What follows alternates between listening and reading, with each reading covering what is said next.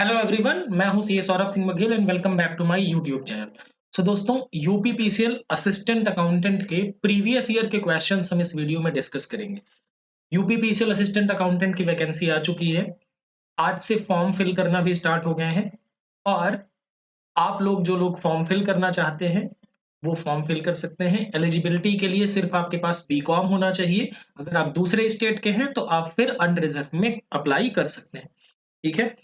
तो previous year questions में हम सबसे पहले इनकम टैक्स के क्वेश्चंस के बारे में डिस्कशन करेंगे। 2-3 पार्ट इसके आएंगे, उसके बाद हम ऑडिट अकाउंटिंग के क्वेश्चंस का डिस्कशन करेंगे।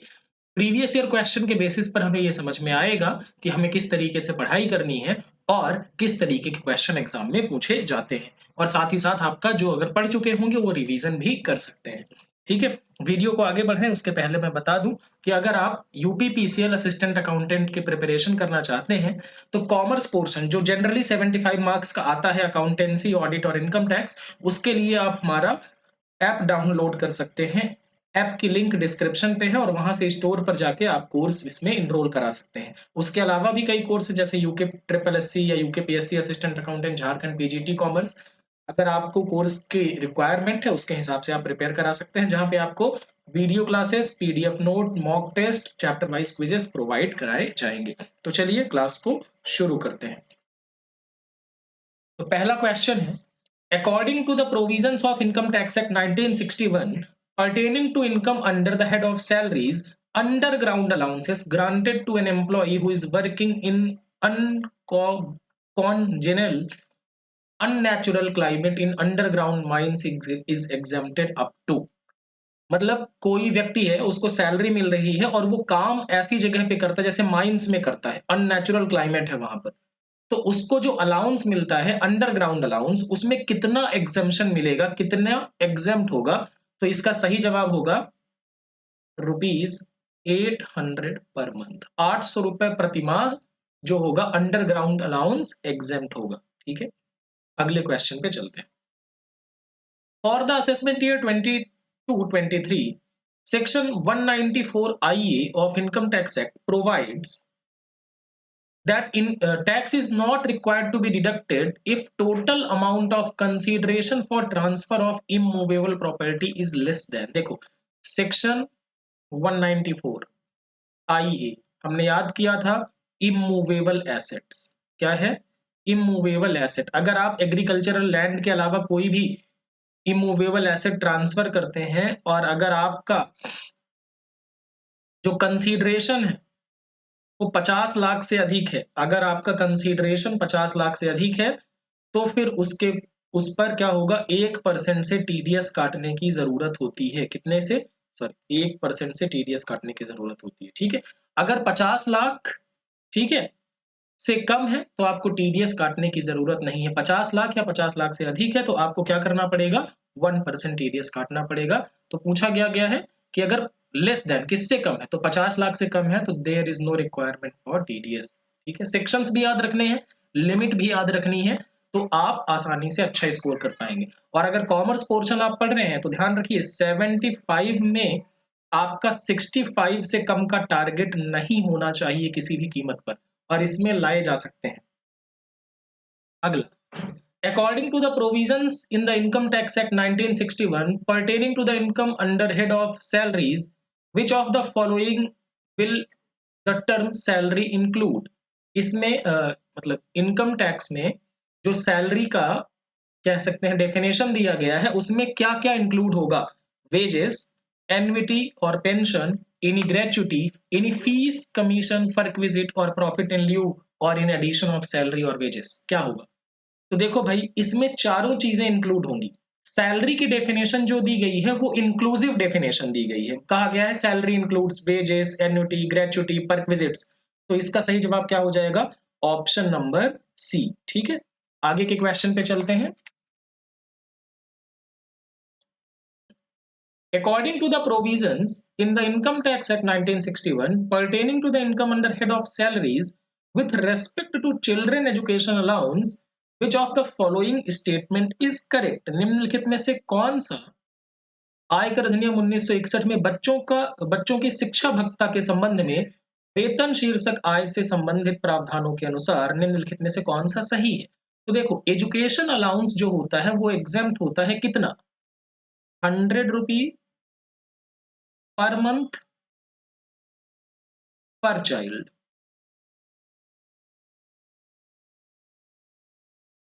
ठीक है, and up to maximum two children. सरकार क्या कहती है, बच्चे दो ही अच्छे। तो ध्यान रखिएगा, 100 रुपए पर मंथ पर चाइल्ड, लेकिन मैक्सिमम दो बच्चों के लिए ही मिलेगा। जैसे 100 रुपी, मान लो एक बच्चा है तो 100 रुपी 12 महीने के लिए, और एक आपको कितना मिलेगा, 1200 रुपए का डिडक्शन मिल जाएगा, ठीक है, एग्जाम्प्ट हो जाएगा। लेकिन आपके अगर दो बच्चे हैं तो आपको कितना मिलेगा, 12 महीने मान लीजिए, और दो, तो 2400 रुपए आपके एग्जाम्प्ट हो जाएंगे। लेकिन अगर आपके तीन बच्चे हैं तो 100 रुपए 12 महीने, लेकिन मैक्सिमम दो बच्चों का ही मिल पाएगा, तो 2400 रुपए मैक्सिमम अलाउंस आपको मिल पाएगा, ठीक है। चलिए अगले क्वेश्चन पे चलते हैं। तो इसका सही जवाब क्या हो गया, ऑप्शन नंबर बी, अधिकतम दो बच्चों तक प्रति बच्चा 100 रुपए प्रति माह बाल शिक्षा भत्ते में छूट दी गई है। Option number, as per the provisions specified in Income Tax Act 1961, it is compulsory dash dash without considering the basic exemption limit to file the return of income or loss for every previous year or on or before the due date of prescribed form। देखो बात ऐसी है कि अगर basic exemption limit यानी जिस limit के बाद आपके ऊपर टैक्स लग सकता है, तो इंडिया में बेसिक एग्जाम्पशन लिमिट क्या है, 2.5 लाख रुपए है, ठीक है। 2.5 लाख रुपए से अगर आपकी ऊपर इनकम है तो आपको रिटर्न फाइल करना कंपलसरी हो जाता है, ठीक है। रिटर्न फाइल करना क्या हो जाता है, कंपलसरी हो जाता है। लेकिन कुछ ऐसे लोग हैं जिनको इनकम हो या ना हो, लॉस हो तो भी उनको रिटर्न फाइल करना जरूरी है, और वो है कंपनीज एंड फर्म्स। इस केस में आपको कंपलसरीली फाइल करना पड़ेगा, चाहे आप बेसिक एग्जम्पशन लिमिट से नीचे हैं, आपको लॉस है, प्रॉफिट है, आपको रिटर्न फाइल करना जरूरी है। तो ऑप्शन नंबर सी हो जाएगा, कंपनियां एंड फर्म, यहाँ पे सुधार लीजिए, ठीक है।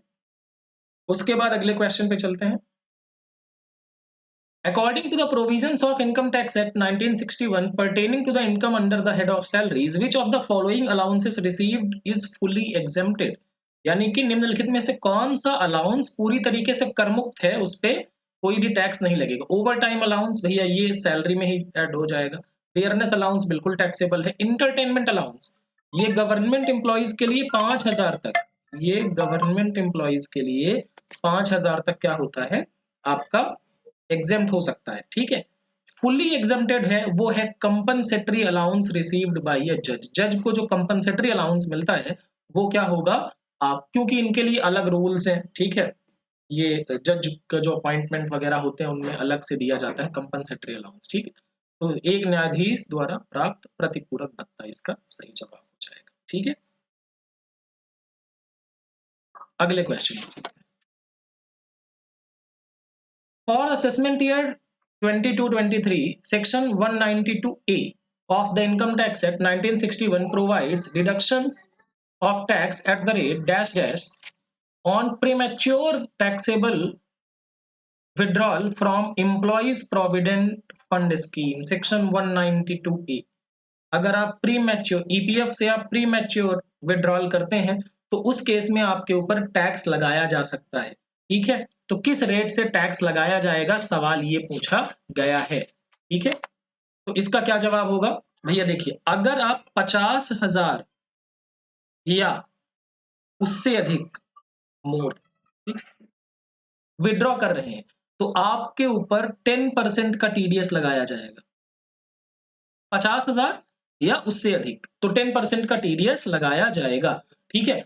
और अगर आपके पास पैन नंबर नहीं है, अगर आपका पैन नहीं है तो मैक्सिमम मार्जिनल रेट से टीडीएस काटा जाएगा, एमएमआर मैक्सिमम मार्जिनल रेट। और आप सबके लिए सवाल ये है कि अभी maximum marginal rate assessment year 2023-24 के लिए कितनी है, आप कमेंट करके बताइएगा मैक्सिमम मार्जिनल रेट, ठीक है।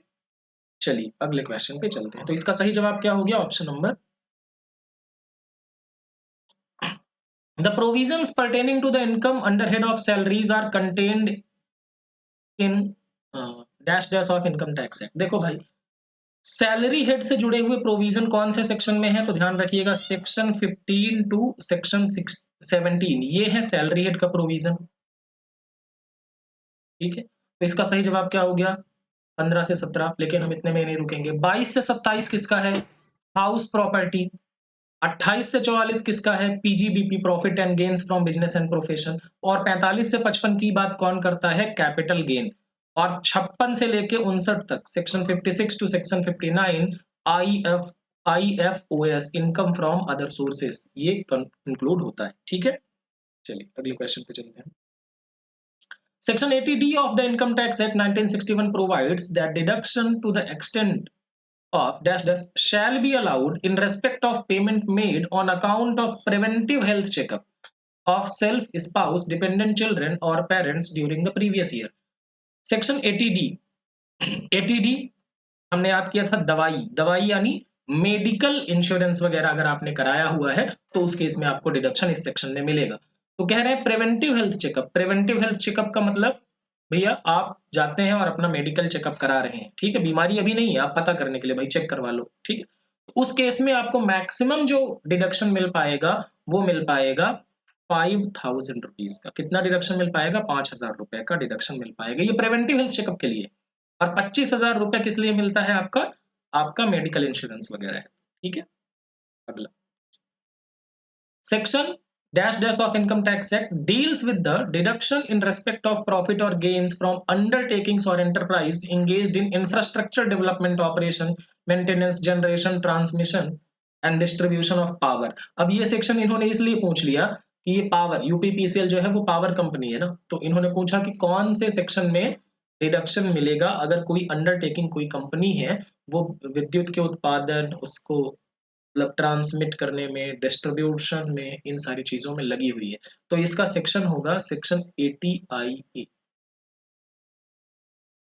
याद रखिए। ये एक्सेप्शनल सेक्शन है, इधर जाते नहीं है जनरली, लेकिन इन्होंने पूछ लिया था एक क्वेश्चन। आगे, which of the following statement is correct? According to the provisions pertaining to the income under head of salary, salary is always chargeable on tax on receipt basis। यानी वेतन शीर्षक के अंतर्गत आय से संबंधित प्रावधानों के अनुसार वेतन हमेशा प्राप्ति आधार पर कर के लिए प्रभारी होता है। ठीक है, अगला, according to the provisions of income tax act 1961 pertaining to income under head of salaries, salary is chargeable to tax either on due basis or on receipt basis whichever is earlier। आयकर अधिनियम 1961 में वेतन शीर्ष के आय के तहत संबंधित प्रावधानों के अनुसार वेतन या तो देय आधार पर या प्राप्ति आधार पर कर के लिए प्रभार्य है, जो भी पहले हो। ठीक है, उसके बाद क्या है? पहला, ये कह रहे हैं रेसिप्ट बेसिस पर, यानी जब सैलरी मिलेगी तब टैक्स लगेगा। दूसरा, ड्यू और receipt basis whichever is earlier. तीसरा कह रहे हैं रेसिप्ट ड्यू और receipt basis whichever is later, यानी जो बाद में हो। और चौथा कह रहे हैं ड्यू बेसिस पर। तो देखो सेक्शन 15 कहता है भैया कि सैलरी ड्यू और receipt basis whichever is earlier, जो पहले होगा उस पर टैक्स लगा दिया जाएगा। ठीक है, तो इस केस में क्या हो जाएगा? मान लीजिए आपकी सैलरी है, ये कब है? यहां मान लीजिए कि आपने आप है मार्च में, ठीक है, और मार्च में ही आपने क्या कर लिया? एडवांस सैलरी ले ली अप्रैल की और मई की। तो ये इसी साल टैक्सेबल हो जाएगी जब मिली है तभी। ड्यू और receipt which ever is earlier, section 15, ध्यान रखिएगा। तो ऑप्शन नंबर क्या हो जाएगा? 20 का सही जवाब हो जाएगा। ठीक है, आगे चलते हैं। Transport allowance received by blind, deaf और डम्ब या orthopedically handicapped employee is exempted up to as provided under section 10 clause 14 sub clause 2 of the income tax act 1961 read with rule 2BB। ठीक है, अगर कोई डिसेबल्ड है, handicapped person है, तो उसको ट्रांसपोर्ट अलाउंस कितना मिल सकता है? तो उसको ट्रांसपोर्ट अलाउंस मिलेगा, मतलब कितना ट्रांसपोर्ट अलाउंस एग्जेम्प्ट होगा, तो उसको 3200 रुपए पर मंथ। देखो नॉर्मल पर्सन के लिए ध्यान रखना, नॉर्मल व्यक्ति के लिए, सामान्य व्यक्ति के लिए अगर ऐसा कुछ ना लिखा होता, ये ब्लाइंड, डेफ, डम या ऑर्थोपेडिकली हैंडीकैप, तो उस केस में ट्रांसपोर्ट अलाउंस बिल्कुल भी एग्जेम्प्ट नहीं होता, सारा ट्रांसपोर्ट अलाउंस टैक्सेबल होता, ध्यान रखिएगा। लेकिन अगर वो हैंडीकैप्ड पर्सन है, हैंडीकैप्ड एम्प्लॉय है, तो 3200 रुपए पर मंथ का ट्रांसपोर्ट अलाउंस क्या हो जाएगा? एग्जेम्प्ट हो जाएगा। ठीक है, आगे अगला, mister Rohit is an employee of XYZ limited, he retired on 26 December 2021 after rendering service of 37 year 6 months and 1 day.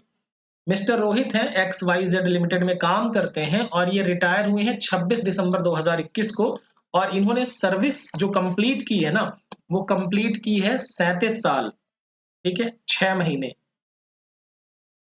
और 1 दिन। Calculate number of completed years of service for the purpose of gratuity calculation if Mr. Rohit is covered under the Payment of Gratuity Act।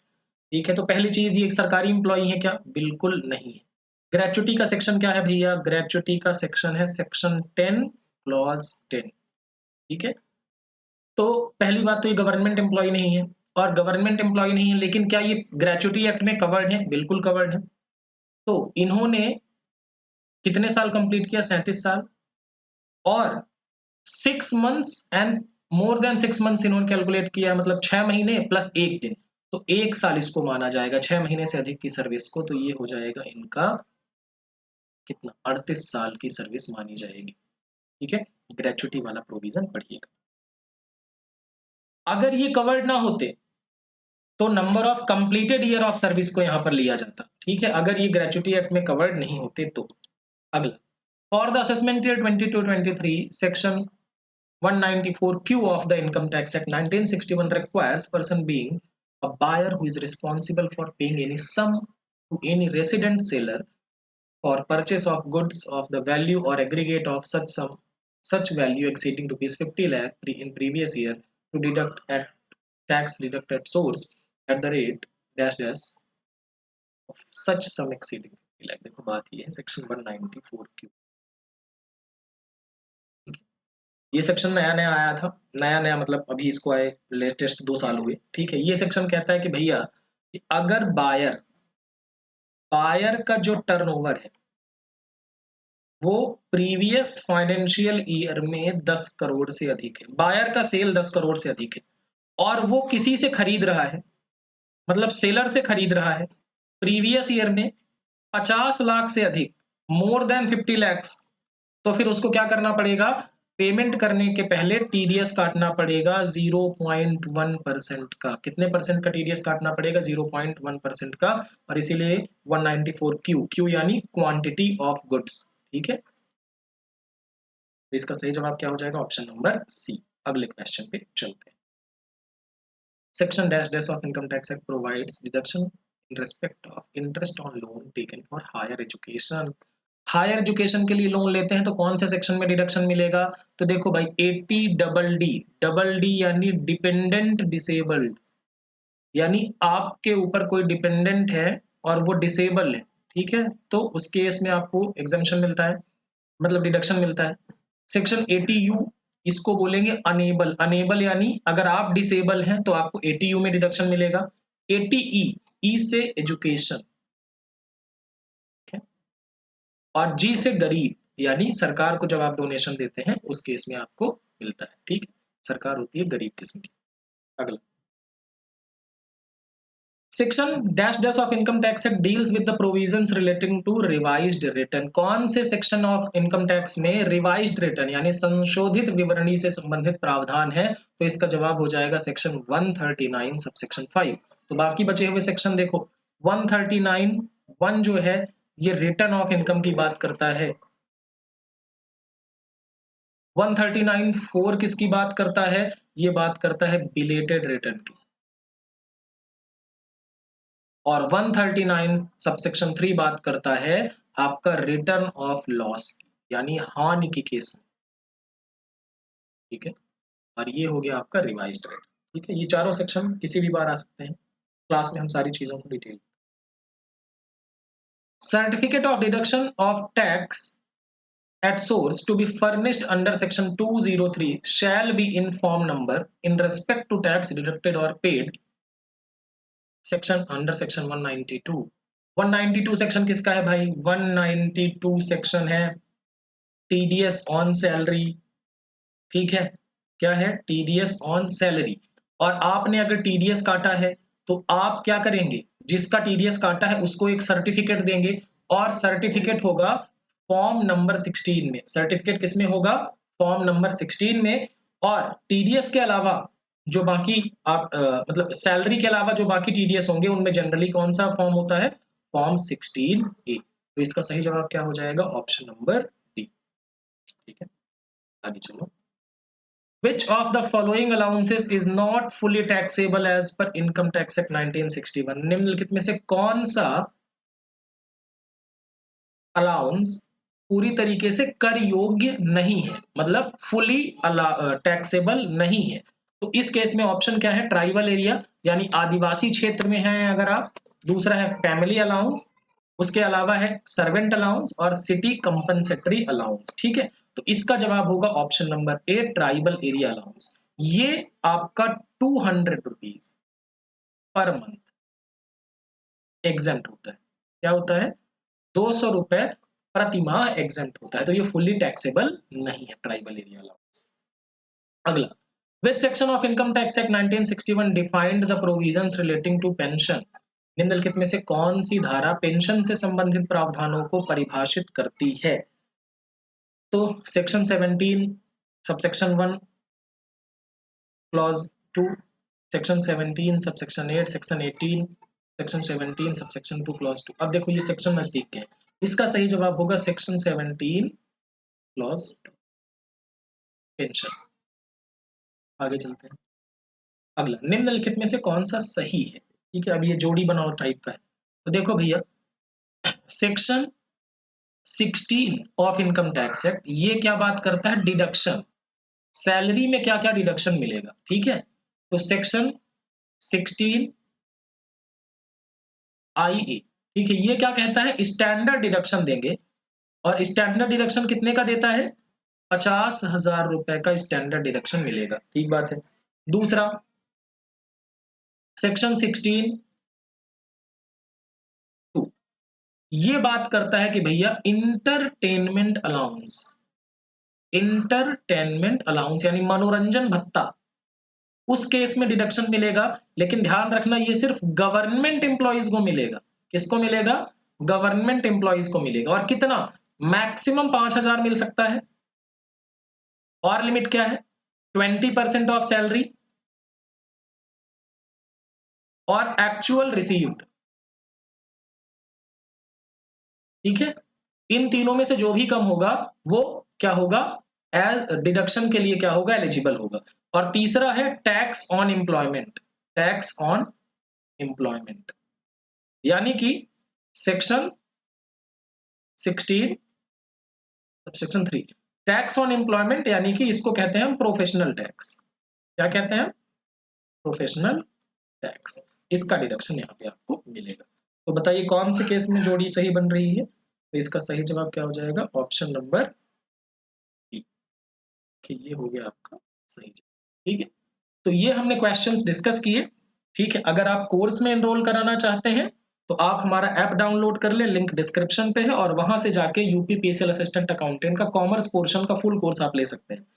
Commerce portion के लिए आपको इसके अलावा कहीं और से पढ़ने की आवश्यकता नहीं होगी। एक कूपन कोड मैं बता देता हूँ, उससे आपको 20% का डिस्काउंट मिल जाएगा। आप कूपन कोड यूज करिएगा extra20। ठीक है, ये कूपन कोड यूज करने पे आपका प्राइस 20% से कम हो जाएगा। अगला वीडियो हम अगले लेक्चर में, मतलब अगले दिन आपको मिल जाएगा, और इसी तरीके से फिर हम प्रैक्टिस भी करेंगे एमसीक्यूज की। Thank you so much everyone.